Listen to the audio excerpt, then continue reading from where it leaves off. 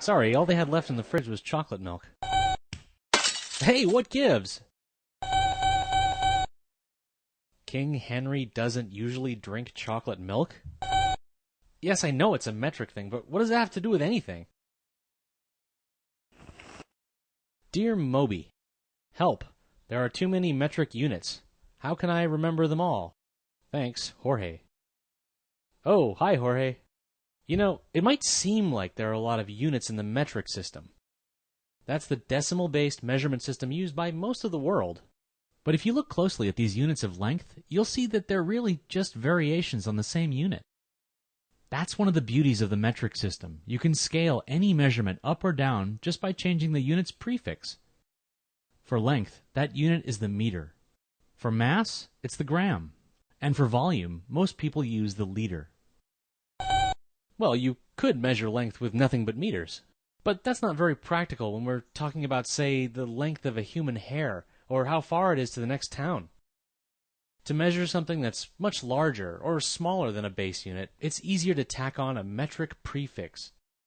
The prefix creates a new unit that's a power of 10 bigger or smaller than the base unit.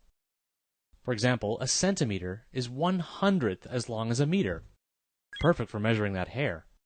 And 1 kilometer equals 1,000 meters, ideal for measuring that road. How many prefixes are there? More than you're ever likely to use.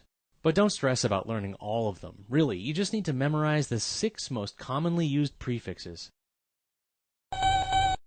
And, lucky for you, Moby has the perfect way to do just that.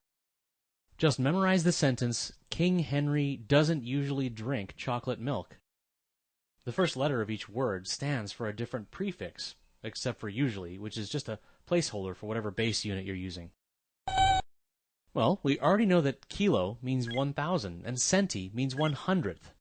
As for the others, hecto means 100, deca means 10, deci means 1/10, and milli means 1,000th. Notice anything about these values? Right, each prefix is exactly 10 times as big as the one to its right, and 1/10 as big as the one to its left. That makes it a breeze to convert from one unit to another. I'll show you.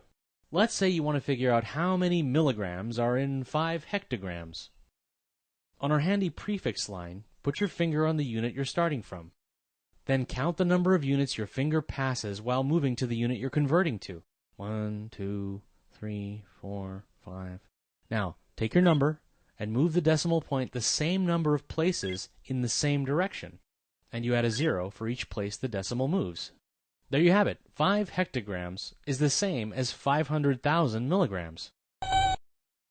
Yes, it really is that simple. Just remember that King Henry doesn't usually drink chocolate milk, and you're good to go. I guess this is an unusual night for King Henry.